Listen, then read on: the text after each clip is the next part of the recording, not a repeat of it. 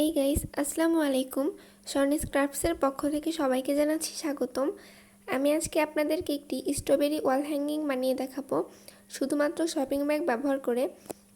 এটি বানানোর জন্য আমার দুটি কালারের শপিং ব্যাগ লাগবে, একটি লাল আর একটি সবুজ। আমি ফার্স্টেই লাল শপিং ব্যাগটির চারপাশের বাড়তি অংশটুকু কেটে নিয়েছি।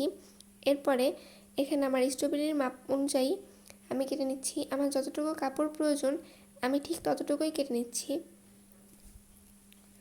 আপনারা যদি স্ট্রবেরির সাইজগুলো একটু ছোট বড় করতে চান তাহলে কাপড়ের পরিমাণটা একটু কম বেশি করে নেবেন। শপিং ব্যাগগুলো যেহেতু খুবই পাতলা, তাই এখানে আমার একটি স্ট্রবেরির জন্য ডাবল ভাঁজের কাপড় লাগবে।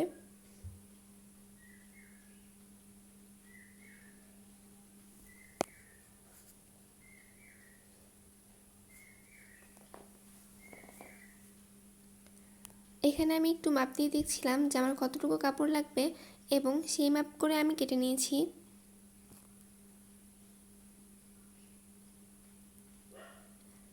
এরপরে এখানে আমি একটি সুতা নিয়ে নিয়েছি।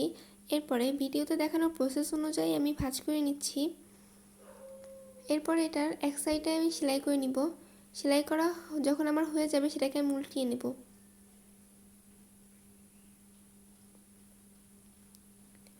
এরপরে এখানে আমি কিছু কাপড় জুড়ি করে রেখেছিলাম, সেগুলোকে স্ট্রবেরির ভিতরে ঢুকিয়ে নিচ্ছি। আপনারা এখানে কাপড়ের বদলেও তুলাও ব্যবহার করতে পারেন।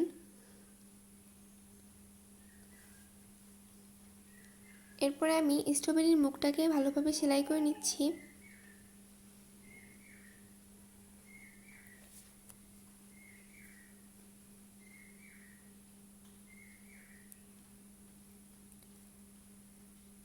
অফ ক্যামেরায় আমি সবগুলো স্ট্রবেরি বানিয়ে নিয়েছি। এরপরে আমার লাগবে একটি সবুজ শপিং ব্যাগ। সেটার উপরের পার্টটিকে শুধু আমি কেটে নিচ্ছি।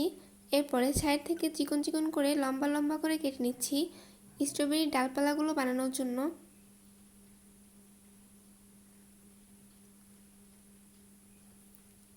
এরপরে আমি এখানে আরও একটু কাপড় নিয়ে নিয়েছি স্ট্রবেরির উপরের স্টারগুলো বানানোর জন্য। ভিডিওতে আমি যেভাবে দেখিয়েছি সেই প্রসেসেই আপনারা কেটে নেবেন।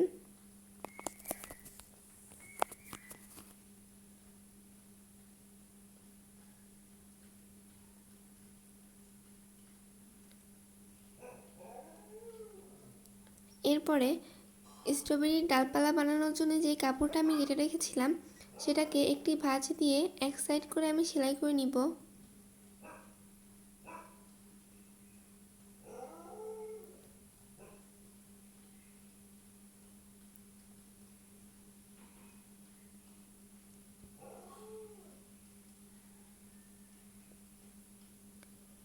ওটা সেলাই করতে করতে আমি এখানে স্ট্রবেরির উপরের যে স্টার ছিল সেগুলো আমি লাগিয়ে নিচ্ছি যাতে আঠাগুলো তাড়াতাড়ি শুকায়।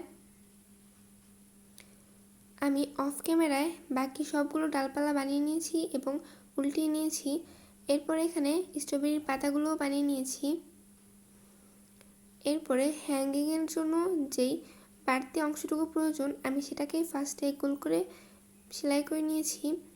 এরপরে এর বাকি ডালপালাগুলো সেলাই করে লাগিয়ে নিব।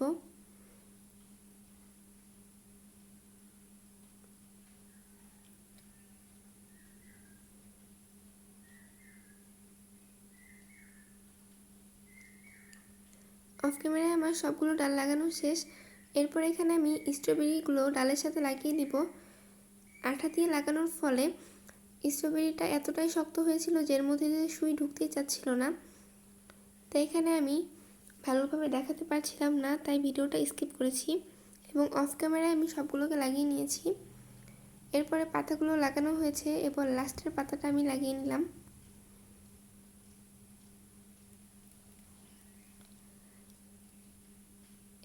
এটা হচ্ছে আমার ফাইনাল রেজাল্ট। কেমন হয়েছে আপনারা কমেন্টে জানান।